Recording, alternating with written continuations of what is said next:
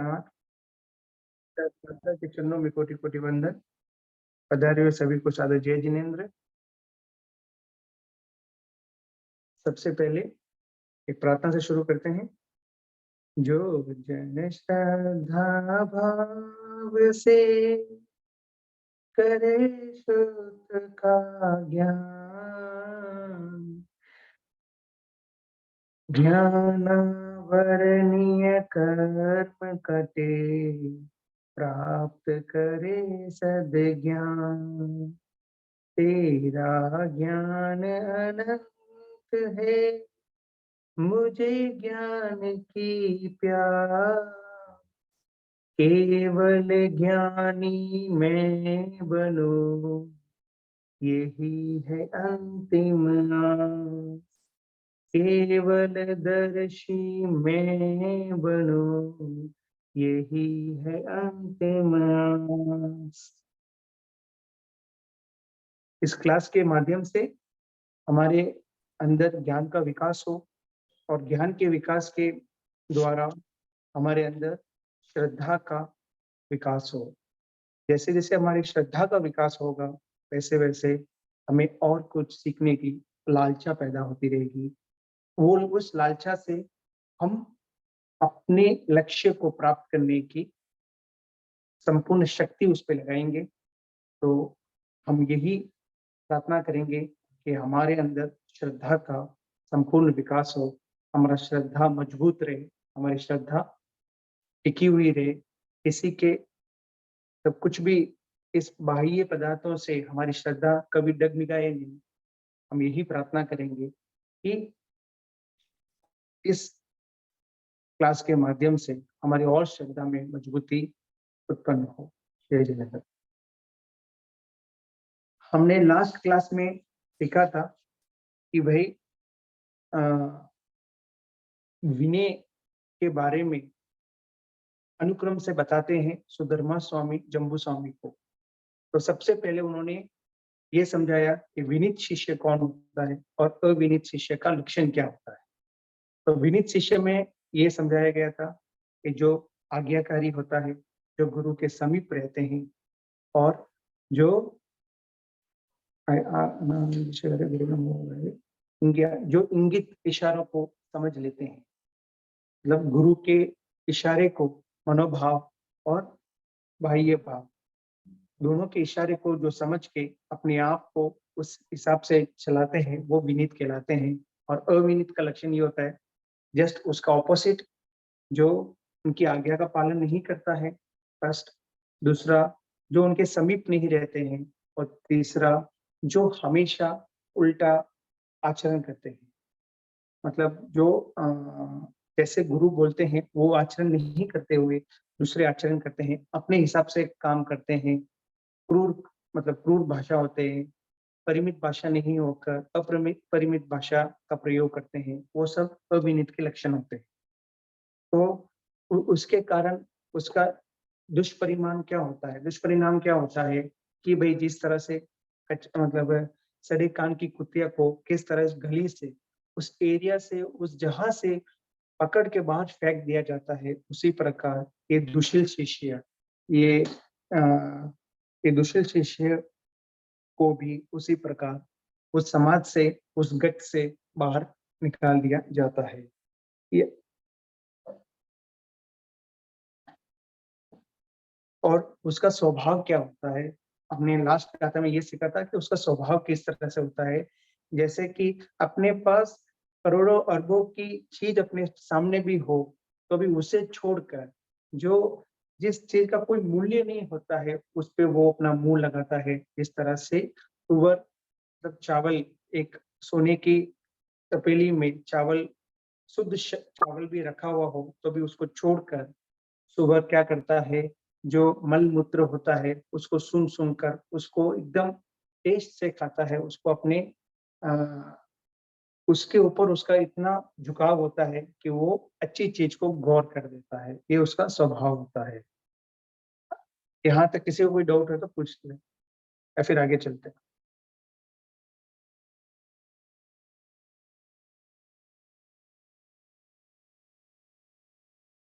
ठीक है, आगे चलते हैं। विनय आचरण का उपदेश और सुपरिणाम, मतलब अभी हमें आगे की गाथा में ये हमें विनय का आचरण करना चाहिए, इसका उपदेश दिया जाता है और उसका रिजल्ट क्या है उसके बारे में भी बताते हैं। तो सबसे पहले गाथा हम एक बार सुनिया भावम सानस,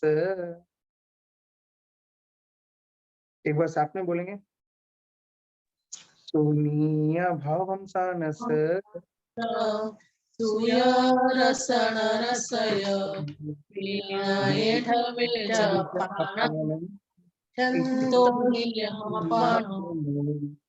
सुनिया भावम सानस सुयरसन रसये विनयठविजपानम इच्छन्तो हि यमपनो। सुनिया मतलब हमने सुना है, इसके बारे में, सानस कुतिया के बारे में, सुयरस सुअर के बारे में, और नरस अविनीत मनुष्य के बारे में। हम किन किन के बारे में सुने हैं? एक सड़े कान के कुतिया के बारे में सुना है, एक सुअर के बारे में सुना है, और एक अविनीत मनुष्य के बारे में सुना है। भावम भाव दुष्परिमाणात्मक उदाहरण को, उनके उदाहरण को हमने अभी तक सुना है, समझा है। अब ये सब सुनने के बाद हमें अभी क्या करना चाहिए? जो अपनो अपनी आत्मा को हियम हित इच्छन तो चाहने वाले, जो अपनी आत्मा का हित चाहने वाले जो भी मनुष्य होते हैं, जो भी इच्छुक श्रावक या श्राविका होती है, उनको क्या करना चाहिए? अपन अपनी आत्मा को विनय ठविजय, ठविजय मतलब स्थिर करे। किसमें स्थिर करे?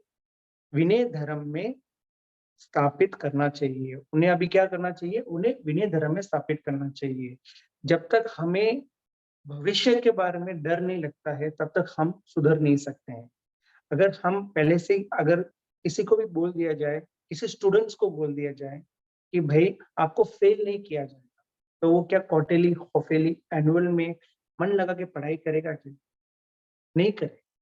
वो क्या करेगा? मैं फेल हूँ तो भी मैं 9th क्लास में चला जाऊंगा, मैं अच्छा भी पढ़ूंगा तो भी 9th क्लास में जाने वाला हूँ। कौन सा मुझे ये मिलने वाला है, प्रोफिशिएंसी मिलने वाला है, या क्या बोलते हैं उसको, मेरी फीस में कोई कटौती होगी, कुछ भी नहीं होने वाला है, तो मैं क्यों अपना श्रम दूं इसमें, मैं क्यों अपना श्रम दूं? तो उसी प्रकार अगर पहले से डराया नहीं जाता है, थोड़ा बहुत अंदर भय होना चाहिए। किस बात का भय होना चाहिए? पाप करने का भय होना चाहिए। पाप करने से थोड़ा सा डर लगना चाहिए। जब तक हमें डर नहीं लगेगा, तो तब तक हम सही कार्य में अपने कदम नहीं बढ़ा पाए। तो जैसे हमें ये सब समझा है कि अविनीत शिष्य का क्या होगा, सड़े कान की कुतिया के साथ क्या होता है, सुअर किस तरह से रहता है, तो उसी प्रकार कि भाई एक ना एक दिन अगर हम अपने स्वभाव को नहीं बदलेंगे, जब तक हम विनय धर्म को विनय धर्म में अपना स्थापित नहीं करेंगे, तब तक हमारा भी हालत भविष्य में क्या होगा, हमें भी इस तरह से निकाल दिया जाएगा। अगर हम स्कूल में अगर ऐसे बोल दिया जाए, जो एनुअल में 60 to 70% नहीं लाया जाएगा, उसको 10th स्टैंडर्ड में नहीं डाल के वापस 9th स्टैंडर्ड में पढ़ना पड़ेगा, और उसको उसको सुबह 6 बजे से लेकर रात को 10 बजे तक स्कूल में ही रखा जाएगा, तो वो डर के मरेगा पड़ेगा। वो इसी तरह से वो 60% 70% का एम करेगा, और उसको मन लगा के पढ़ेगा, और इस तरह से पढ़ेगा कि वो अपने अंदर के अंदर उतरना चाहिए।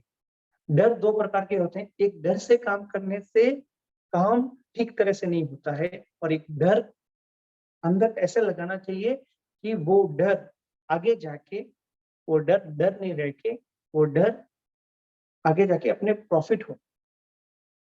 कभी भी आप देखे होंगे किसी-किसी को मार-मार के, कूट-कूट के पढ़ाया जाता है, तो वो भले उस समय पढ़ लेगा, लेकिन वो उस समय याद नहीं रहेगा, वो मतलब भविष्य के लिए याद नहीं रहेगा। ऐसा डराना चाहिए कि भई वो पढ़े भी और उसका वो भविष्य भी सुधरे, दोनों होना चाहिए। हम कभी-कभी क्या करते हैं, बच्चे जब शरारत करते हैं, तो हम उनको मारते हैं, ज़ोर-ज़ोर से मारते हैं, कुछ भी करते हैं, तो उससे क्या होता है कि वो मार खा के उसका क्या हो गया, अब उसकी आदत पड़ चुकी है। अब उसकी आदत पड़ जाती है कि हाँ, मैं गलती करूँगा क्या होगा? लो मम्मी एक लापड़ मार दो, लो मम्मी मुझे मार दो, ये लो लकड़ी मुझे मार दो। तो उसे क्या होगा, वो आदमी एक डर का हेवा हो जाएगा, मतलब डर उसके अंदर ऐसा फिट बैठ जाएगा कि उसको अब आगे से डर ही नहीं लगता है। लेकिन अगर उसको मारे बिना, उसको आँखें के द्वारा, उनके इशारों के द्वारा उनको ऐसा डरा दिया जाए कि भाई ऐसे नहीं करना चाहिए। उसको प्रेम से डराते हैं ना, तो वो फिर वो डरता है। अगर मैं ऐसा नहीं करूँगा तो पिताजी मुझसे बात नहीं करेंगे। अगर मैं ऐसा नहीं करूँगा तो मेरी माता मुझे प्यार से मतलब मुझे क्या बोलते हैं उसको, मुझे प्यार से रखेंगे नहीं। तो वो एक गिल्टीनेस फील होनी चाहिए। नहीं, अबे वो पढ़ता नहीं है, दबड़-दबड़ के मारना, दबड़-दबड़ के उसको पीटना, उसको सब लोगों के सामने उसको चिल्लाना, उससे क्या होगा? उससे और वो बिगड़ेगा, और वो बिगड़ेगा भी, और उसका परिणाम बहुत ज़्यादा विफल होगा। हमें अगर अपने बच्चों के अंदर अच्छी शिक्षाएँ डालनी है, अगर हमें अपने बच्चों के अंदर सही गुण डालना है, तो उसे अकेले में समझाना चाहिए। और ये भी कहा जाता है कि जब बच्चे सामने होते हैं, जब अपने छोटे-छोटे बच्चे जब सामने होते हैं, तब बड़ों को ऊँची आवाज़ में एक-दूसरे से बात भी नहीं करनी चाहिए। क्योंकि बच्चे को ज्ञान से ज़्यादा देखने से सीखते हैं, कि आप कैसे किस तरह से एक-दूसरे से बातें कर रहे हो। उससे वो ज़्यादा सीखते हैं, ना कि देखो बच्चे आपको कोई भी है तो ऐसे बात करना, कोई भी है तो ऐसे बात करना, उससे वो इतना नहीं सीख पाएँगे। जिस तरीके से आप किस तरीके से एक-दूसरे से व्यवहार कर रहे हो, उसको देख-देख के बच्चे सीखते हैं। तो हमें ये सब की जानकारी होने के बाद हमारे अंदर अगर हमें हमें अपनी आत्मा का हित चाहते हैं, तो हमें क्या करना होगा? हमें अपने आप को विनय धर्म में स्थापित करना होगा। तो विनय धर्म में स्थापित करने से सबसे फर्स्ट क्या फ़ायदा होता है? तो अगली गाथा में ये दिया गया है, तमहा विनय में से जा, एक बार बोलेंगे? विनयमेसिजा शीला परिलभितौ बुध पुत्तनिया गट्टी नलिकसिजई तमहा विनय में से जा, शीलम परिलविजउ, बुद्ध पुतनिया घटी, न निकसिजई कन हुई। तो इसमें क्या होता है, इसीलिए जो विनय धर्म, तमहा विनय धर्म का, विनयम विनय धर्म का ऐसे आचरण करे, तो हमें विनय धर्म को आचरण करना होगा। तो उससे क्या फायदा होगा, जो मतलब जिससे शीलम मतलब शील की प्राप्ति होगी, शील की प्राप्ति होगी। बुद्ध पुत्र नियागति, बुद्ध पुत्र प्रबुद्ध गुरु का पुत्रवत प्रिय मोक्षार्थी शिष्य है, मतलब वो गुरु का प्रिय शिष्य बन जाएगा। कन्नु हुई, जिसके कारण वो कहीं पर से भी गच, घन या संग कहीं से भी नहीं निकसिजहि निकाला जाता है। जो विनय धर्म को स्थापित करता है, विनय धर्म को अपनाता है, उनको किसकी प्राप्ति होती है? शील की प्राप्ति होती है। शील अर्थात उसको अच्छे मतलब विनयवान को क्या होता है कि वो जहाँ पे भी जाएगा ना, तो फिर उसको देख के लोगों को अच्छा लगने लगता है। उससे लोग आकर्षित होते हैं, उससे लोग बात करने की इच्छा रखते हैं, उनको पास में लाने की इच्छा रखते हैं, उनसे कुछ सीखने की इच्छा रखते हैं, उनसे कुछ समझने की इच्छा रखते हैं। तो उसी प्रकार कि भई शील मतलब एक बोलते हैं ना कि भई उसके अंदर के गुणों की प्राप्ति होती है। तो फिर उससे क्या होता है कि वो उन गुरुओं का मतलब जो गुरु होते हैं, उनका प्रिय प्रिय छात्र बन जाता है। तो उसके कारण जो विनयवान होता है, वो कहीं से भी निकाला नहीं जाता है। गत से, गंध से, संग से, कहीं से भी वो निकाला नहीं जाता है।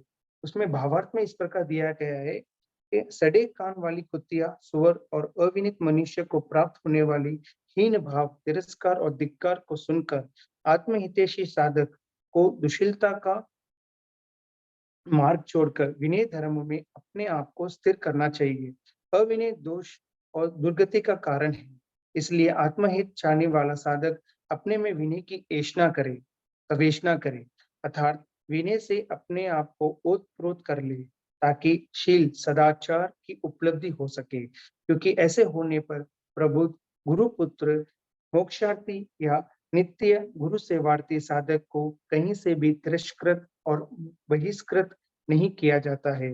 प्रस्तुत गाथा में विनय का फल शील की प्राप्ति बताया गया है, और जो शीलवान विनय होता है, आचार्य आदि के प्रतिपात्र शिष्य हो जाते हैं, फिर उसको कहीं से भी अनादर नहीं होता है, वो सर्वत्र आदर सत्कार पाता है। जिस तरह जो गुरु के प्रिय होते हैं ना, तो उसका एक स्पेशल अटेंशन होता है सब जगह पे, क्योंकि वो सब लोग वो ही जानते हैं कि ये गुरु के प्रिय शिष्य है। तो उसका आदर सत्कार किस तरह से होगा? उसका आदर सत्कार का कोई लेवल ही नहीं होगा, कोई मतलब सेकंड लेवल होता है उसका। जिस तरह कि भाई हमको जब एक शेड्यूल दिया जाता है घर पे या कहीं पे भी, एक शेड्यूल दिया जाता है कि आपको सुबह से ये शाम तक ये काम करना है। तो वो शेड्यूल के द्वारा अगर हम काम कर लेते हैं और वो काम पूर्ण करने के बाद उनके पास जाके विनय भाव से कहते हैं कि आपने जो मुझे काम दिया था वो मैंने संपूर्ण कर लिया है, आगे मेरे लिए कोई काम होता आप मुझे बताइए। तो उससे क्या होता है, तो वो जो बड़े होते हैं, जो गुरु होते हैं, वो उनके ऊपर बहुत ज्यादा प्रेम और वात्सल्य भाव रखते हैं, क्योंकि वो जैसे ही काम पूरा करने के बाद वो उनके पास जाते हैं और जाने के बाद विनय भाव से कहते हैं कि आपने जो मुझे काम दिया था वो पूर्ण किया, आगे कोई काम हो तो। नहीं तो कोई-कोई क्या करता है, वो काम पूरा दिया है, पूरे दिन का काम दिया है, अगर उन्होंने आधे दिन में भी कंप्लीट कर दिया है, तो भी वो धीरे-धीरे करके शाम तक उसको खींच के फिर बोलते हैं कि आज मैंने पूरा काम ये कर दिया है। एक्स्ट्रा काम मैं क्यों करूँ? मुझे जो काम दिया वो काम हो गया, मैं एक्स्ट्रा काम क्यों करूँ? अब मैं आराम से सो सकता हूँ, बैठ सकता हूँ, कुछ भी कर सकता हूँ। तो वो उन गुरुओं के या उन हेड के प्रिय नहीं बन सकते हैं। अगर प्रिय बनना है तो हमें एक्स्ट्रा एफर्ट डालना पड़ेगा, एक्स्ट्रा विनयवान बनना होगा। विनयवान अर्थात ये नहीं कि दिखावा करना, दिखावा हम एक लेवल तक कर सकेंगे। मतलब समझ लीजिए आप 1 दिन, 2 दिन, 1 महीना, 2 महीना, 5 महीना तक आप दिखावा कर सकते हैं विनय होने का। लेकिन कहीं न कहीं वो अगर आपके अंदर विनय भाव नहीं हो, तो वो बाहर निकल के आ ही जाए।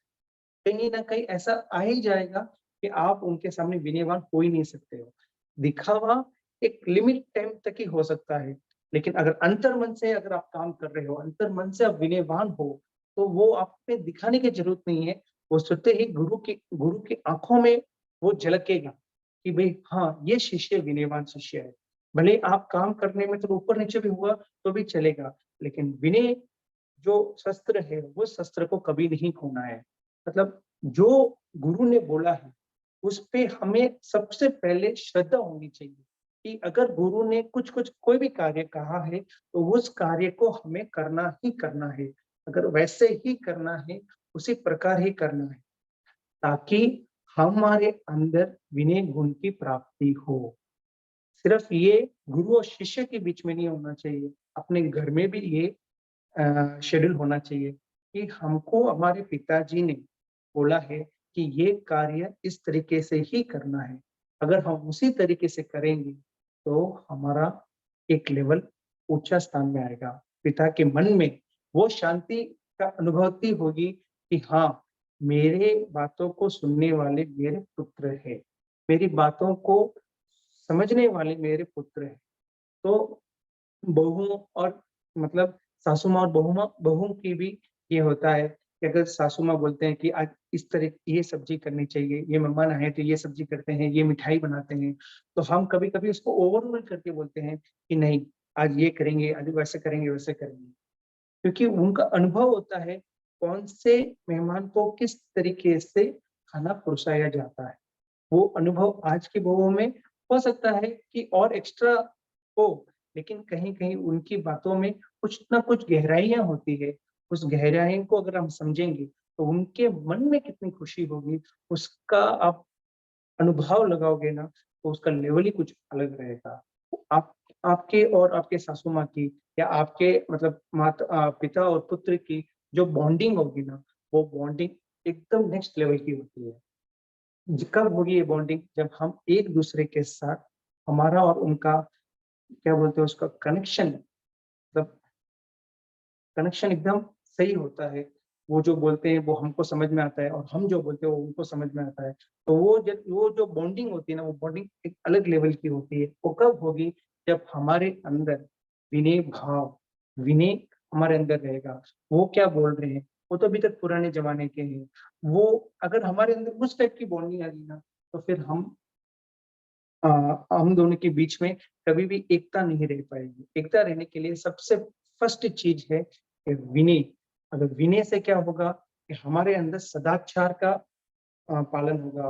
मतलब जो जिस कार्य से किसी को दर्द नहीं हो, जिस कार्य से सब किसी का हित हो, किसी के मन में सुख की प्राप्ति हो, किसी के अंदर शांति आए। अगर हमारे कार्य से हमारे बड़ों के अंदर शांति की अनुभूति हो, हमारे कार्य से हमारे बड़ों के अंदर सुख की प्राप्ति आए, तो वो विनय के द्वारा ही प्राप्त किया जा सकता है। अन्यथा कोई दूसरा कोई भी कार्य से हम उन्हें ये नहीं कर पाएंगे।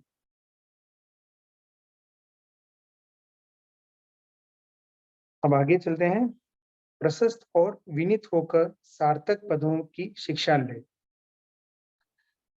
अगली गाथा है, निसंते सिय अमुहरी बुद्धानम अंतियेसया अत युतानि सिक्किजा ठाणे उच्चये विरठानि उवज्जये। निसंते सिय अमुहरी, अर्थात इसका इसका अनुवाद इस तरह से दिया है, बुद्धानम, बुद्ध गुरुजनों के, अंतीय, अंतीय मतलब समीप रहने से, सैया, सैया मतलब सदैव, निसंते प्रशस्त, यानी किसी के अपने द्वारा किसी के अंदर खुशी सुख की प्राप्ति हो, प्रसन्नता की प्राप्ति हो, उसे बोलते हैं निसंते, प्रसन्नता की प्राप्ति हो, प्रशस्त। अमोहरी, परिमित भाषी होकर, मतलब अपनी भाषा लिमिट होनी चाहिए। परिमित मतलब एकदम शॉर्ट एंड स्वीट होनी चाहिए। सिया रहे, अर्थ जुतानी, अर्थ युक्त सार्थक पदों को, जो जो जो अर्थ युक्त मतलब जो जो अपने लिए मीनिंगफुल हो, उन पदों को, उन सब चीजों को सीखी जा, सीखे। निरठानी उ वज्जहे, जो निरर्थक है, जो मोक्ष पुरुषार्थ के विपरीत हो, मतलब जो मोक्ष जाने के विपरीत हो, उन सब को हम छोड़ दे। अब इसमें दो चीज दिया गया है कि भाई एक किसको पढ़ना और दूसरा किसको छोड़ना। जो हमें मोक्ष की ओर ले जाए, उन सब पदों को हमें अपनाना चाहिए। और जो जो चीजें हमें विपरीत दिशा में लेके जाते हैं, उन सब को हमें छोड़ देना चाहिए। ये कब पॉसिबल होगा? कोई कोई थोड़ी सी भी जानकारी आती है ना, आज के टाइम पे अपने पास पूरे एक अंग भी नहीं है,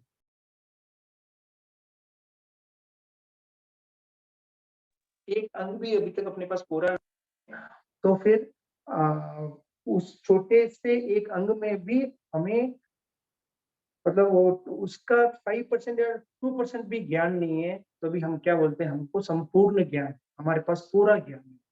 तो जो ये समझ लेता है कि हमारे पास बहुत ज्ञान है, तो सामने वाला जब भी सिखाता है, सामने वाला जो भी समझाता है, उनके ज्ञान को, उनके अनुभव को जब भी एक दूसरे के साथ शेयर करते हैं ना, तो वो सामने से आके बोलता है कि ऐसा नहीं, ये ऐसा है, ये ऐसा नहीं, ये ऐसा है।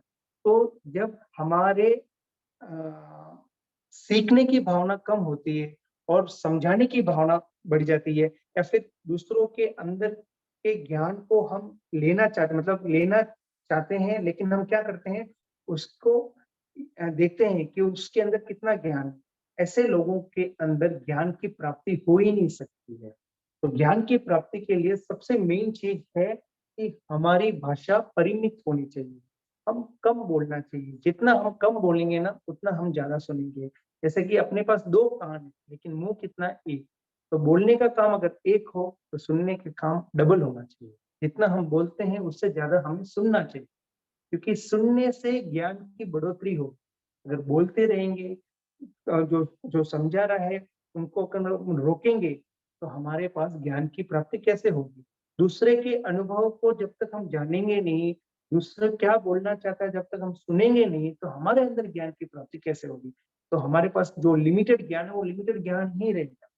अगर आप दिन ब दिन अपने ज्ञान की बढ़ोतरी करते जाएँ, तो हमारा लक्ष्य भी यही है।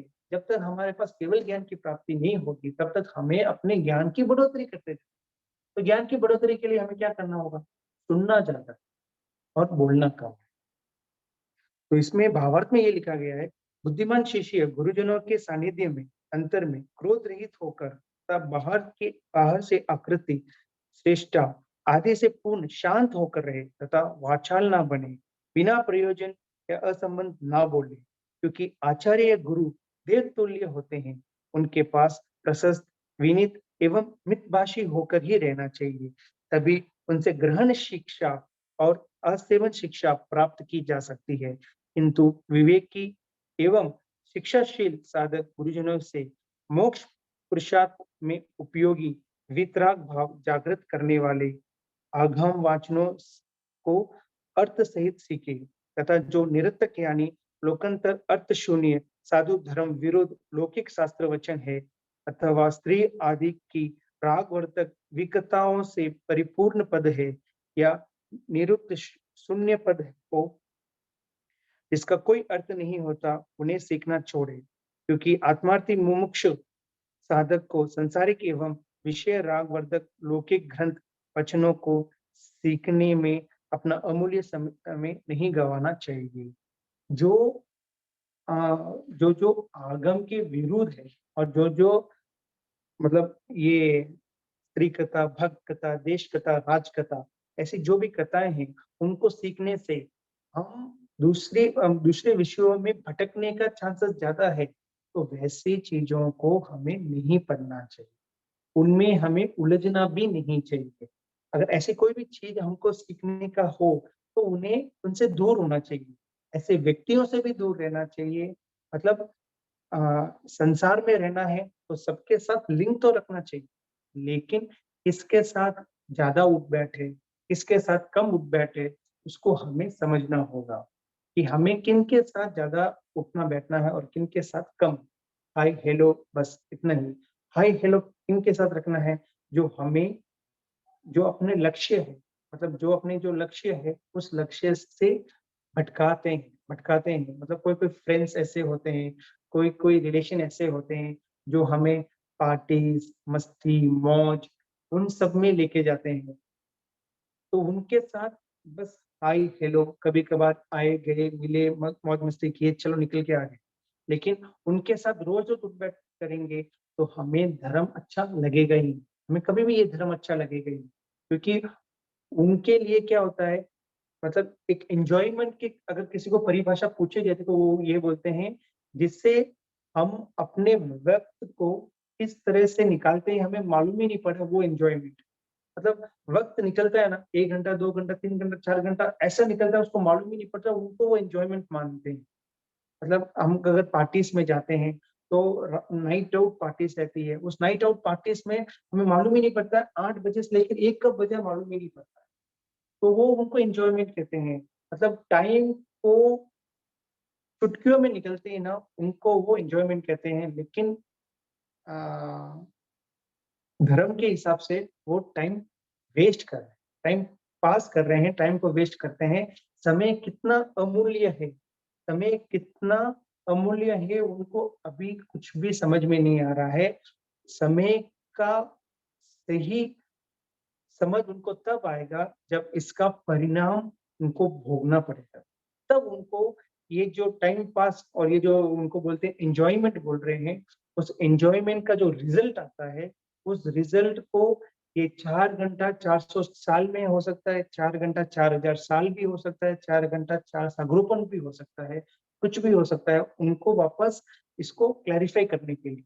तो वो समय को जब वो निकालेंगे ना, तब उनको मालूम पड़ेगा कि वो 4 घंटा मैंने जो टाइम पास किया था, उसका मैं 400 साल तक भुगत रहा हूँ। तब उनको उस टाइम का महत्व मालूम पड़ेगा। और जो अपने आप को एकदम शांत भाव से, प्रशस्त भाव से जो गुरु शिक्षा दे रहे हैं, उसको एकदम विनय भाव से, शील भाव से उनको समझ रहे हैं, उनको ग्रहण कर रहे हैं। उनका टाइम भले ही उधर भी जो आनंद की अनुभूति होती है वो भी और अलग लेवल होती है, लेकिन वो आनंद की जो अनुभूति होती है, उसमें भी टाइम जो निकलता है वो मालूम ही नहीं पड़ता है। लेकिन उसका रिज़ल्ट क्या आएगा, वो 1 घंटे का टाइम, वो 400 साल का पुण्य, 4000 साल का पुण्य, 4 सागरों का हो सकता है। उनका भाव की शुद्धि इतनी हो जाए, वो अम, शुक्ल लेशिया में अपने आप में परिणित हो जाए और शुक्ल लेशिया से सीधा मोक्ष की भी प्राप्ति कर सकते हैं। तो विनय विनय द्वारा हम मोक्ष की भी प्राप्ति कर सकते हैं, इसमें कोई दो राय नहीं है कि मोक्ष की प्राप्ति नहीं हो सकती है। इसका एक बहुत बड़ा उदाहरण भी है कि वो विनयवान शिष्य गुरु के कठोर से कठोर दंड को भी विनय भाव से अपनाकर अपने आप में पश्चाताप करता उनकी लेशे इतनी शुद्ध हो गई कि उनको एक दिन की दीक्षा में केवल ज्ञान की प्राप्ति हो गई। केवल एक दिन की दीक्षा में केवल ज्ञान की प्राप्ति हो गई। तो जो गुरु गुरु के सामने होते हैं, सबसे पहले क्रोध रहित होना चाहिए और उनकी आकृति चेष्टा एकदम शांत होनी चाहिए और बिना प्रयोजन के तो बोलना ही नहीं चाहिए। गुरु के सामने बिना मतलब के तो कुछ बोलना ही नहीं चाहिए, सिर्फ सुनना चाहिए। हाँ, अगर आपको कुछ चीज़ की समझ में नहीं आती है, तो हमें किस तरह से बोलना चाहिए? मथेन वंदामि, मुझे इस चीज़ में मतलब कुछ जानकारी चाहिए, क्या आप मुझे मेरे पे कृपा करेंगे?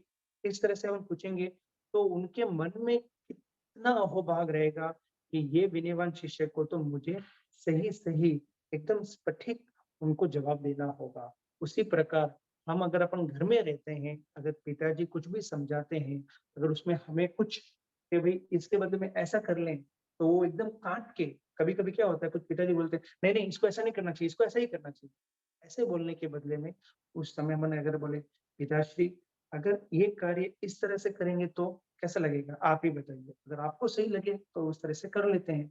तो अगर हम उस प्रकार से अपने शब्दों का प्रयोग करेंगे, मितभाषी भाषा का प्रयोग करेंगे, कम शब्दों में मतलब पूरा सार उनके सामने वाले के सामने रख देंगे, तो उन्हें हर्ट भी नहीं होगा और हो सकता है जो अपनी बात है, उस बात पर भी वो आगे के कार्य कर सकते हैं।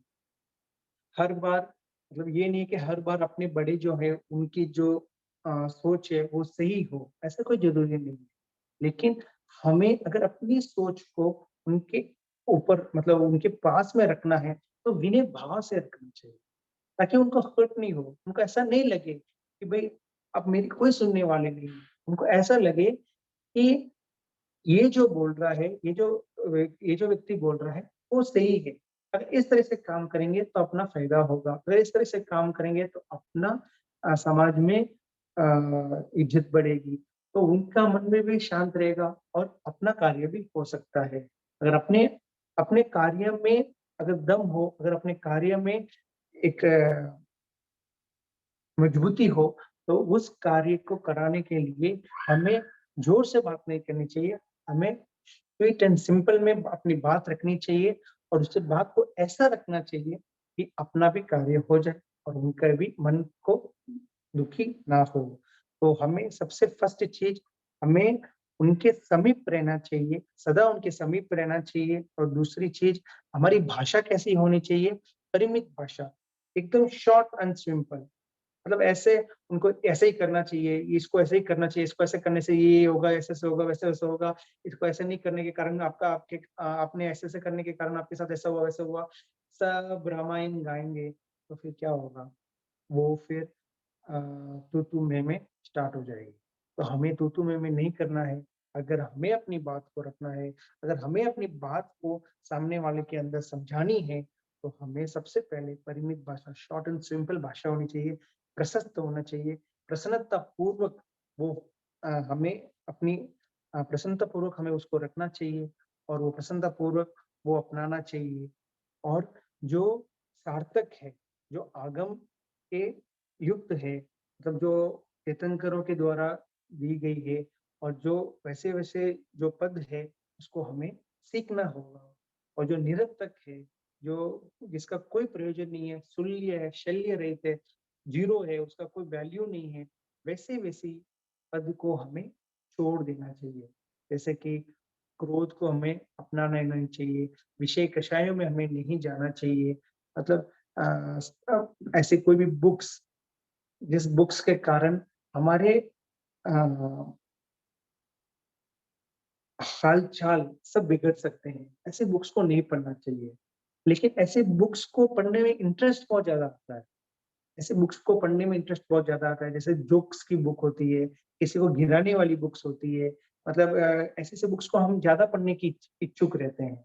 लेकिन ऐसे बुक्स को पढ़ने से हमारे अंदर में वही भाव आ सकते हैं।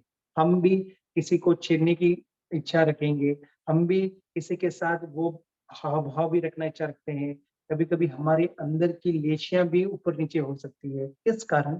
कि हम इस तरीके से बुक्स को पढ़ रहे हैं, कि हमें खाना भी जो भी खाते हैं ना, उसमें भी हमें जितना तीखा, ज़्यादा तीखा और ज़्यादा मसाले वाली चीज़ें खाते हैं ना, तो उसके कारण भी हमारे ज्ञान की कमी होती है।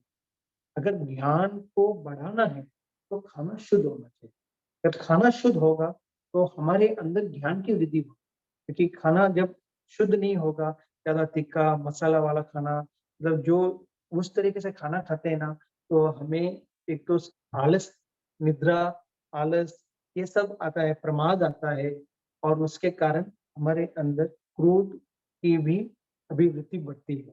तो जितना हम सरस आहार करते हैं, उस उतना हमारे मन में शुद्धता होती है और उस शुद्धता से हमारे ज्ञान की वृद्धि 100% होगी।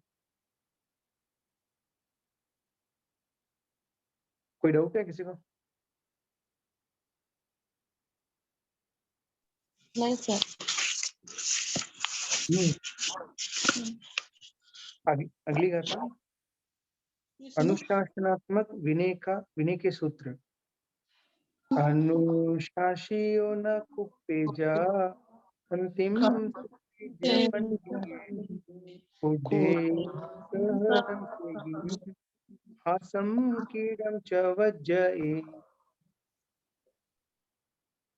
इसका अनुवाद है अनुशासियो न कुप्पेजा। जो गुरु हमें शिक्षा देते हैं, अनुशासित करते हैं, वो कभी-कभी कठोर वचन का भी प्रयोग करते हैं। क्योंकि हर बार गुरु शांत भाव से नहीं सिखा सकते हैं। कहीं-कहीं पे भी गुरु को कठोरता का शब्द का भी उपयोग करना होता है। अनुशासित गुरु द्वारा कठोर वचन से शिक्षा मिलने पर समझदार शिष्य क्या करता है? तो समझदार शिष्य ये करता है, ना कुपेजा मतलब क्रोध ना करे। कठोर वचनों से भी अगर हमें शिक्षा मिलती है, उनके मतलब कठोर दंड या कठोर वचन कुछ भी करते हैं, तो भी हमें क्या करना चाहिए? हमें क्रोध नहीं करना चाहिए। तो क्रोध नहीं करना तो हमें किस किस चीज़ की ये लेना चाहिए तो बोलते हैं पंडी खेतिम सेवज पंडिये, विद्वान साधु क्षमा का सेवन आराधना करे, क्षमा का आराधना करे। खुड्डेहिम सह संसेगिम, शूद्र जनों या बाल जनों के साथ संसेगिम संसर्ग संपर्क से दूर रहे। मतलब जो बाल जन होते हैं, जो अज्ञानी बाल जन अर्थात अज्ञानी बाल जन का मतलब जो छोटे होते हैं वो नहीं, जो अज्ञानी होते हैं, अज्ञानी को बाल बोलते हैं। जो अज्ञानी होते हैं, जो मतलब सही चीजों को सही तरीके से नहीं समझ के जो चीजें हमें दुर्गति की ओर ले जाते हैं, उसको सही समझने वाले वो अज्ञानी, वो मिथ्यात्वी, उनके साथ हमारा संपर्क ज़्यादा नहीं होना चाहिए। हासम कीड़म च वज्जहे, हँसी-मज़ाक, तो इसमें भी यही आया हुआ है, हँसी-मज़ाक। हँसी-मज़ाक एवं क्रीड़ा भी ना करे।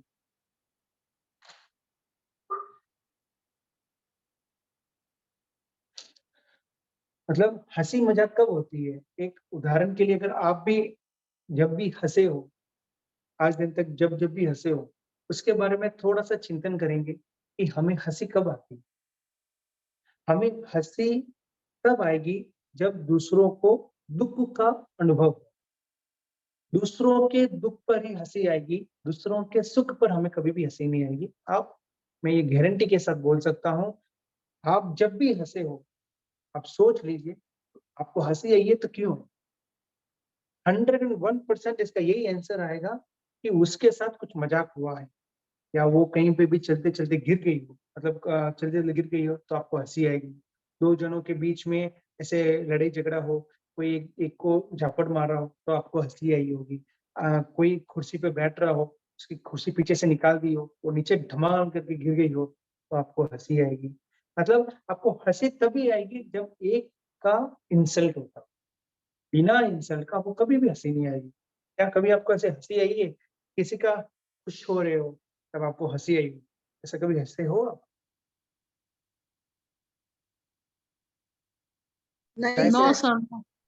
शायद तक इसका जवाब कभी भी ऐसा नहीं आएगा कि भाई किसी के खुशी में अगर कुछ आता है तो मुस्कुराहट आ, आपकी मुस्कुराहट आ सकती है, लेकिन हँसी कब नहीं? लेकिन हँसी आना है, मज़ाक करना है, तो किसी का दिल दुखेगा, वो 100% है। बिना किसी का दिल दुखे आप ना तो हँस सकते हो, ना मज़ाक कर सकते हो। आप कपिल शर्मा का शो भी देखते होंगे, कपिल शर्मा शो, उसमें क्या होता है? दूसरों को नीचा दिखाया ही जाता है और वो देखते-देखते फिर उनको बहुत हँसी आती है। इतनी हँसी आती है कि उसका पेट दुखने भी लग जाता है। तो वो उस तरह के हँसी-मज़ाक भी हम और ना करें। तो इसका मतलब कि हम हमेशा चुप ही बैठे रहें। हम क्या करें? हँसना नहीं, बोलना नहीं, इनके साथ रहना नहीं, उनके साथ रहना नहीं, तो हमें करना तो क्या है? ऐसा नहीं, हमें मुस्कुराते रहना है, प्रशस्त रहना है, प्रसन्न रहना है, आनंद में रहना है, खुश रहना है। क्यों? दूसरों को दुखाने में ही मज़ा आता है क्या? ऐसे क्यों? किसी के साथ आनंद में रहो ना, किसी के साथ मस्ती में रहो ना, उनके साथ दिल खोल के खुश रहो ना, तो क्या होगा? उसमें जो आनंद की अनुभूति होगी ना, उसमें जो खुशी मिलेगी ना, वो खुशी का लेवल ही कुछ और है। आप थोड़ा-सा अपने एंटरटेनमेंट को बदल के देखिए, फिर आपको इस लाइफ में जीने का आनंद आएगा। अगर आपको जीवन में जीने का आनंद लेना है, तो उस तरीके से जी के देखिए। जो भी आते हैं उनके साथ एकदम अच्छे से बात कीजिए, प्रसन्न होके बात कीजिए, खुशी-खुशी उनको अपनाइए। बाहर से नहीं, अंतर मन से खुश होके उनको अपनाइए। तो आपकी रिस्पेक्ट की बढ़ोतरी किस लेवल तक जाएगी ना, उसका कोई सीमा ही नहीं है। आप एक बार ट्राई करके भी देख लीजिए इसको। कि भाई जो भी आता है उनको आज के बाद मैं उनके साथ मतलब एकदम खुश होके बात करूँगा। खुश होके बात करने का मज़ा ही अलग है। तो हमें किन-किन जनों के साथ नहीं रहना है, सबसे पहले शुद्र जनों के साथ।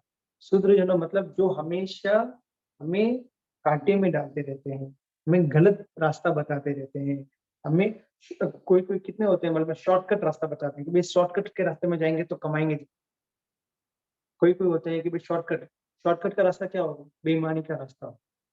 तो कहीं न कहीं ये बेईमानी हमें आगे जाकर परेशानी का सामना करना। कोई भी डॉन होगा ना, वो भले आज का राजा हो, लेकिन 10 साल, 20 साल, 50 साल, 100 साल के बाद उसको झुकना ही पड़ेगा। वो लास्ट उसका अंत कैसा होगा मालूम है? एक छोटे से बिल के अंदर बैठा रहेगा, उसके अंदर अपना जीवन गुज़ारेगा। क्यों? क्योंकि उनको चारों तरफ से पुलिस घेरी हुई है। और जो ईमानदारी से पैसा कमाता है, जो अपनी इज़्ज़त को सर्वप्रिय रखता है, वो लास्ट तक सर उठा के जिएगा और जिनके पास करोड़ों अरबों की संपत्ति भी होगी, बेईमानी से कमाया हुआ पैसा, उसका अंत ऐसा होगा कि उसको सर झुका-झुका के ही उसका अंत है। तो हमें ऐसे शूद्रजनों और बालजनों जो अज्ञानी होते हैं, उनके संपर्क में ज़्यादा अपना संपर्क नहीं रखना चाहिए। संपर्क तो थोड़ा-थोड़ा सबके साथ रखना चाहिए। कौन कब क्या काम करता है समझ में नहीं आता, लेकिन सबके साथ संपर्क तो रहना चाहिए। लेकिन ज़्यादा संपर्क उनके साथ रहेंगे, तो उनकी बुद्धि हमारे ऊपर हमारे ऊपर आ जाएगी और हम भी उनके जैसे बन जाएँगे। उनके जैसे बनने में कोई भी टाइम नहीं, कि बुराई को अपनाना बहुत सरल है और जल्दी खींचती भी है। जो बुरे लोग होते हैं ना, उनकी बुराई अपने अंदर जल्दी खींचती है। लेकिन अच्छे लोगों के अच्छे गुण को अपनाने में बहुत टाइम, भले ही वो टाइम लगता है, अगर एक दिन अपने अंदर आ गया तो उसके बाद अपना कल्याण हो जाएगा। लेकिन बुराई चीजें हमारे अंदर जल्दी प्रवेश करती है, और जल्दी प्रवेश करती है, फिर उसको निकालने में बहुत समय लगता है। अच्छी चीज को तो दूर करने में टाइम नहीं लगता है, लेकिन बुरी चीज को दूर करना, जैसे कोई कोई व्यक्ति सिगरेट पीता है, सिगरेट की आदत को छोड़ना मतलब एक टाइप ऑफ इम्पॉसिबल होता है, लेकिन जो व्यक्ति जो समय करता है, उसको समय को छुड़वाना कोई टाइम नहीं लगता। लेकिन बुरी चीजों, बुरी आदतों को एक बार अपने अपना लिया, बुरी संगति में एक बार अपन गिर गए, तो उस संगति से निकलना बहुत मुश्किल, बहुत बहुत मुश्किल होता है। लेकिन अच्छी संगति में जाना बहुत मुश्किल होता है, लेकिन उसको एक बार अपना लेते हैं, उसके बाद अपना जीवन कल्याण हो जाता है। तो उसके लिए सबसे पहले जो गुरु जो गुरु हमें जो ज्ञान देते हैं, उनकी कठोर वचनों को भी, उनकी कठोर शिक्षण को भी हमें अपनाना चाहिए, ना कि उनके डर से, उनके कठोर वचनों से घबरा कर हमें उनसे दूर नहीं होना चाहिए। हमें क्षमा की प्राप्ति करनी चाहिए, क्योंकि अगर हम उन गुरुओं के कठोर वचनों को नहीं सुनेंगे, तो आगे जाकर हमें कठोर वचन बाहर की दुनिया से सुनना। अगर वो कठोर वचन सुनकर हम अपने जीवन को बदल देंगे,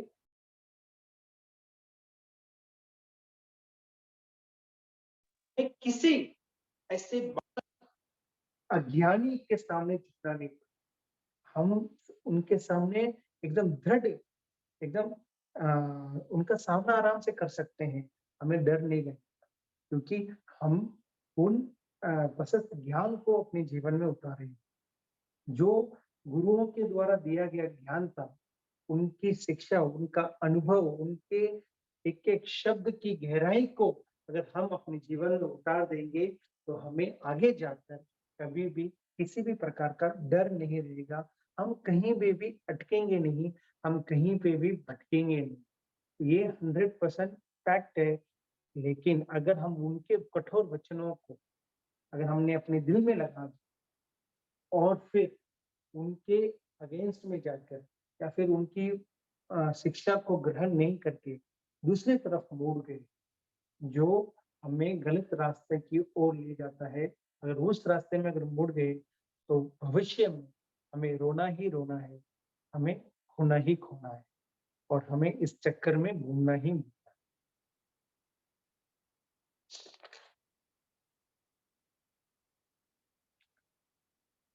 5 मिनट और है, आगे गाता लें कि ले लो सर, अगली गाथा ले ले सर। 5 गाथा हो रही है ना सर एक क्लास में, पहले भी 5 हुई। ठीक है। सर एक प्रश्न है, हाँ, शूद्रजन और बालजन और अज्ञानी न मिथ्यात्वी, ये सब मेन क्या एक ही है वर्ड? मतलब एक टाइप एक ही बोल सकते हैं, मतलब मिथ्यात्वी कौन होता है? जो अज्ञानी। अज्ञानी भी हो सकता है, मिथ्यात्वी वो होते हैं जो जैसा है उसको वैसा नहीं मानते, जीव को जीव नहीं मानता है, जीव को अजीव मानता है, अजीव को जीव मानता है। मोक्ष मार्ग के जो रास्ता है, वो रास्ते को मोक्ष का मार्ग नहीं समझता है, संसार के मार्ग को मोक्ष का मार्ग समझता है। 8 कर्म से मुक्त को, अमुक्त को, 8 कर्म से जो मुक्त होता है उसे मोक्ष का मार्ग नहीं समझता है। मतलब जो जैसा है उससे विपरीत मानना मिथ्यात्व होता है। तो अज्ञानी भी वही करेगा। अज्ञानी भी क्या करेगा, मतलब कोई कोई जगह पे अभी समझ लीजिए कि कहीं कहीं मंदिरों में बलि चढ़ बलि चढ़ाते हैं, तो बोला अगर हम इसकी बलि चढ़ाएंगे तो हमारे घर में अच्छा काम होगा। कोई भी अच्छे कार्य के लिए पहले बलि चढ़ाते हैं। तो क्या किसी जीव की हत्या करने से, क्या किसी जीव की हत्या करने से अपने को सुख मिलेगा? किसी को दुख पहुंचाने से क्या हमें सुख की प्राप्ति हो सकती है क्या?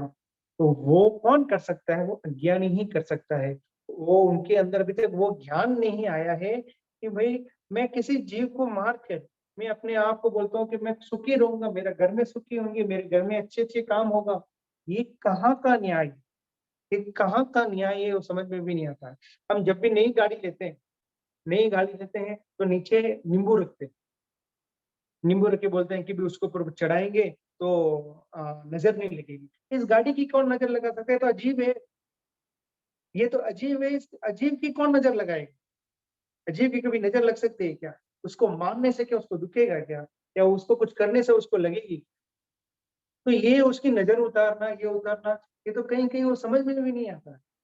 ये सोच के देखे तो कभी कभी हंसी भी आती है कि भाई ये क्या है? क्या एक अजीब की पूजा कर रहे हैं? अजीब की पूजा करना क्या हमारे लिए सही है? मतलब वो भी उस नींबू के अंदर जीव है, उस एक जीव को मार के अजीब की सुरक्षा कर रहे हैं। ये कहाँ का न्याय है? तो कहीं ना कहीं अज्ञानी लोग इस सब चीजों को करते हैं, तो वो एक टाइप ऑफ मिथ्यात्व ही होते हैं। और शूद्र जनों मतलब वो किसी को भटकाने का काम करते हैं, या मतलब किसी के साथ दुष्व्यवहार करते हैं, या अपने आप को सर्वश्रेष्ठ मानते हैं, बाकी सबको अज्ञानी मानते हैं। तो कहीं ना कहीं ये सब एक एक टाइप में ही आता है। शूद्र जनों, बाल जी मतलब ज्ञानी या मिथ्यात्वी, ऐसा भी एक टाइप में ही आता है। ठीक है सर। ठीक।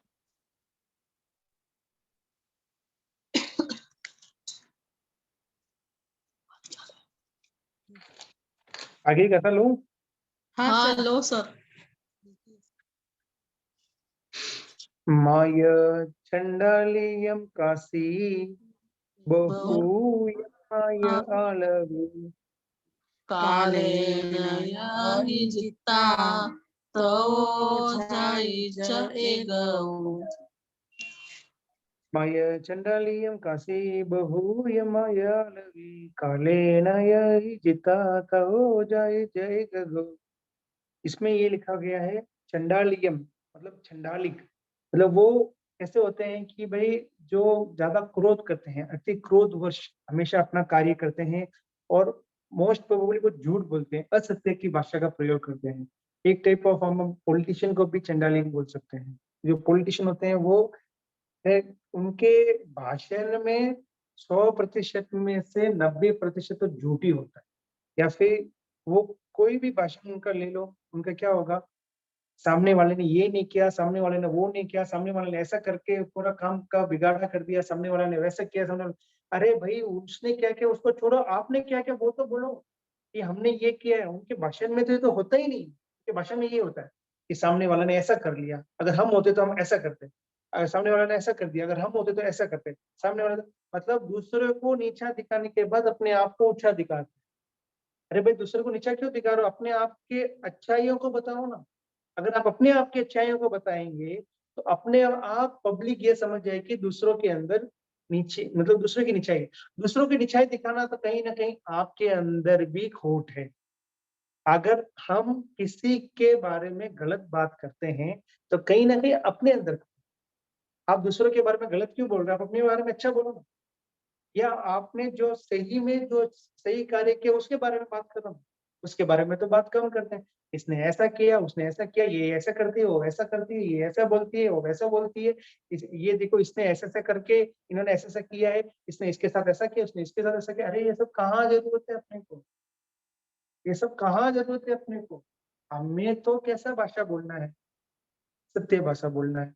सत्य भाषा हर जगह बोलना का उपयोग भी नहीं करना चाहिए, कहीं कहीं सत्य भाषा को भी दबा देना चाहिए। मतलब कहीं कहीं सत्य भाषा बोलने से किसी का मन दुख सकता है।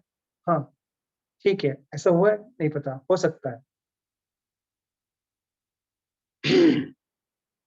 माया चंडालियम काशी, ना करे कोई चंडालिक कर्म ना करे, बहुयम माया आलवे, अधिक ना बोले, अधिक ना बोले। इसमें वापस ये शब्द आया है कम बोलना, अधिक नहीं बोले।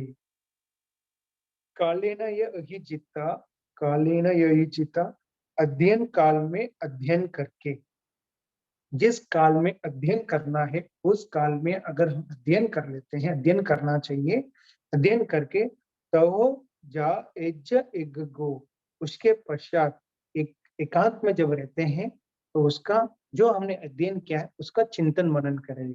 हम जब भी जो भी चीज पढ़ते हैं उसका अगर हमारे पास वापस रिविजन नहीं होता है ना, उसके बारे में रिविजन नहीं होता है तो उस चीज हम भूल सकते हैं। तो हमें रिविजन करना चाहिए। तो कहते हैं जब हम एकांत में हो तब हमें ध्यान करना चाहिए। 2 जन हो तो स्वाध्याय करना चाहिए। 3 जन 4 जन हो तो प्रतिक्रमण करना चाहिए। मतलब प्रतिक्रमण 3 जन 4 जन के साथ में करते हैं तो अच्छा लगता है। 2 जन साथ में हो तो स्वाध्याय करने में मजा आता है। एकांत में हो तो ध्यान करने में मजा आता है। और भोजन तो सामूहिक में हो, मतलब मांडली, सभी जन एक साथ में बैठ के, मांडली बोलते हैं ना, साधु जन एक साथ में बैठ के भोजन करते हैं, वो मांडली बोलते हैं। तो सभी साथ में जन करते हैं। तो ध्यान करें तो अगर हम 4 जन साथ में करते हैं तो ध्यान कभी-कभी क्या होता है कि देखते हैं, अरे भाई ये कैसे कर रही है, वो कैसे कर रही है, वो कैसे कर रही है। तो हमारा ध्यान में ध्यान नहीं रहता। अगर हमें ध्यान करना तो एकांत में ध्यान करेंगे ना, तो हमारे ध्यान में संपूर्ण ध्यान रहेगा कि हमको क्या करना है, हमको समझ में आएगा। तो एकांत में, जब भी हम एकांत में हो तो हमें ध्यान करना चाहिए। बोलते हैं कि स्वाध्याय के समय में स्वाध्याय करना ही चाहिए। स्वाध्याय के समय स्वाध्याय मतलब अ, अगर अगर हम उनका टाइम टेबल देखते हैं तो सुबह में स्वाध्याय का टाइम होता है, मतलब 6 to 9 का स्वाध्याय का टाइम रहता है।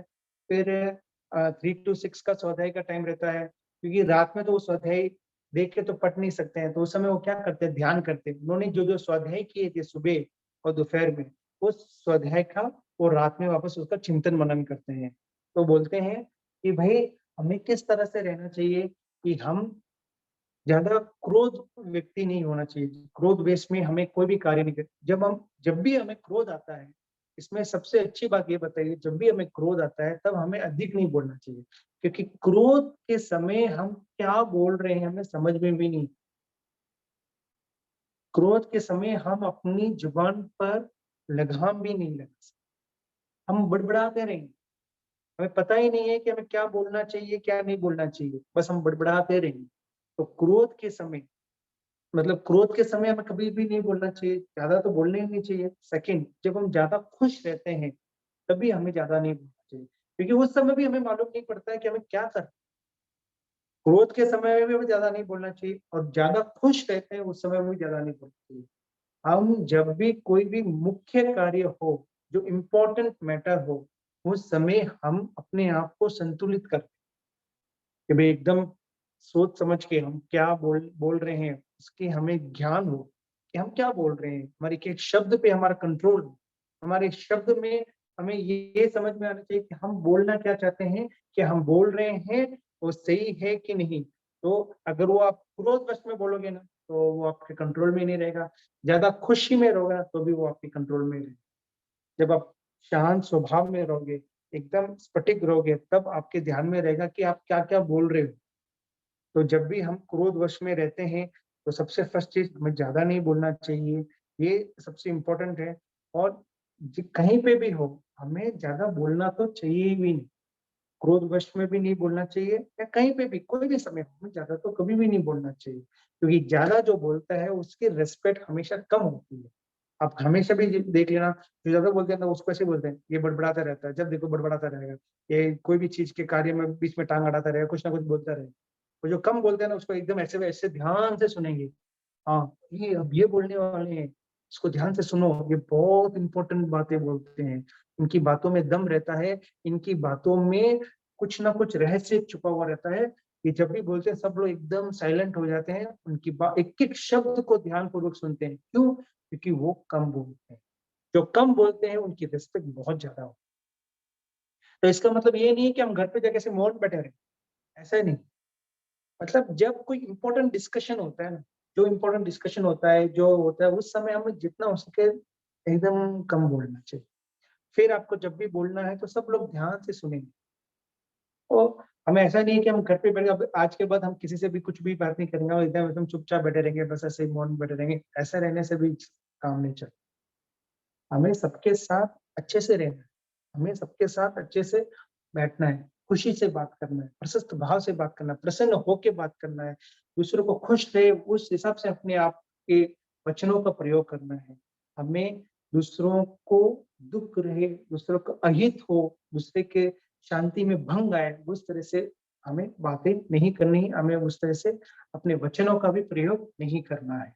तो हमें ज़्यादा, तो इसमें लिखा है अनुशासन प्रिय शिष्य को चाहिए कि वो क्रोध वश में आकर कोई अनिष्ट कर्म या मिथ्या आचरण ना करे, मतलब कोई भी ऐसा काम ना करे कि जिसके कारण कोई अनिष्ट कर्म कर बैठे। मतलब जो नहीं करना चाहिए वो मतलब क्रोध में हम क्या-क्या करते हैं, कभी-कभी क्रोध में कोई भी चीज़ सामने आती है उसको लेके ठाक करके फेंक देते हैं और वो उसके कारण उसको कहीं लग सकती है, कुछ भी हो सकता है। हम ऐसे-ऐसे भाषा का प्रयोग कर लेते हैं, उसके कारण उसके दिल में दुःख हो सकता है और उसके कारण एक-दूसरे के अंदर एक दरार पैदा हो सकती है। तो अनिष्ट कर्म ना करे और मिथ्या आचरण ना करे। क्रोध क्रोध के कारण हम क्या करते हैं, कभी-कभी हमारा आचरण को भी बदल देते हैं। मतलब जो कार्य हम सही तरीके से कर रहे थे, उसको हम उल्टे तरीके से करेंगे। क्यों? क्योंकि हम उस व्यक्ति के ऊपर हमें क्रोध है, उसको दिखाने के लिए, उसको नीचा बताने के लिए, उसको मैं कौन हूँ, वो बताने के लिए ये क्रोध हमें कहीं न कहीं हमें भी मारता है, हमारे परिवार को भी मारता है, हमारे संघ को भी मारता है, सब जगह बदनामी ही बदनामी होती है। और आचरण ना करे, बहुत अधिक ना बोले, मितभाषी हो, प्रियभाषी हो, उनकी भाषा में सरलता आए। अधिक बोलने से उसके अध्ययन मनन में बाधा पहुँचेगी। जो ज़्यादा बोलता रहता है, तो वो अध्ययन में भी उनका समय नहीं रहता है, क्योंकि जो ज़्यादा बोलता रहता है उसको किसी-किसी के साथ गॉसिप करने में बहुत मन लगता है। उसको अध्ययन में भी उसका ध्यान नहीं रहेगा, अध्ययन करने में उसमें बाधा पहुँचेगी। अतः वो अध्ययन काल में अध्ययन स्वाध्याय करे और उसके बाद एकांत में अकेले शांति से उसका चिंतन मनन करे। जब वो जो अध्ययन उन्होंने किया है, इसके बारे में उनका पढ़ा है, उसका चिंतन ज़रूर करें, क्योंकि जो भी हम पढ़ते हैं, अगर हम उसका चिंतन करेंगे, तो उसके अंदर का रहस्य जब हम एकांत में रहेंगे, एकांत में उसके बारे में सोचेंगे, तो हमें उसका रहस्य और गहराई से मालूम पड़ेगा।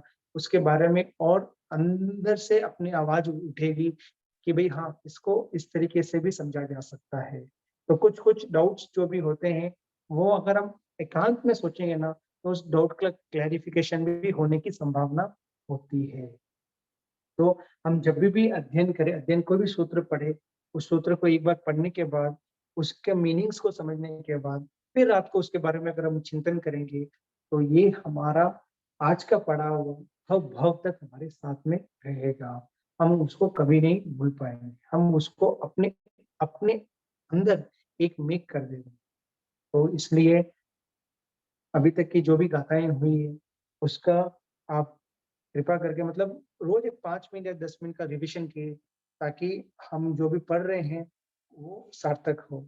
बस हम एक-दूसरे के साथ शेयर कर रहे हैं, आपसे मैं सीख रहा हूँ और मेरे द्वारा कुछ आप में भी कुछ सीख सीख रहे होंगे। तो मेरे द्वारा मतलब मेरे बातों में कुछ भी अभिनय आशा या किसी का दिल दुखा हो, तो आप में से किसी का भी दिल दुखा हो, तो क्षमा याचना चाहता हूँ। आज की कथा इधर तक ही रखते हैं, किसी को कोई डाउट हो तो आप पूछ सकते हैं 5-10 मिनट के लिए।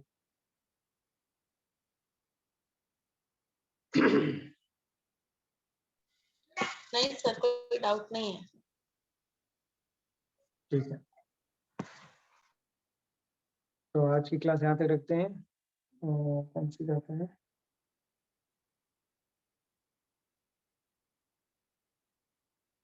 और अंत में कौन-सा बोलते हैं? किसी को याद है?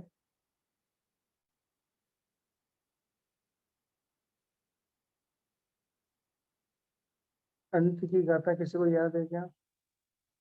अंतकर सूत्र की नहीं, अंत का सूत्र की नहीं, जो लास्ट क्या? में बोलते हैं ना ज्ञान अहो गुरुवर, अहो हाँ, गुरुवर। अच्छा।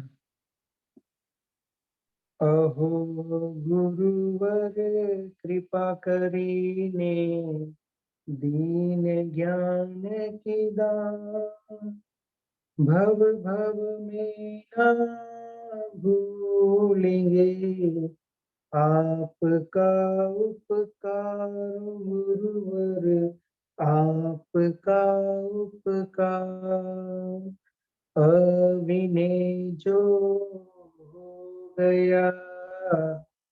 उसको माफ करो, मेरे सारे कर्म कलुष को आप ही साफ करो, गुरुवर आप ही साफ करो। जय जिनेन्द्र।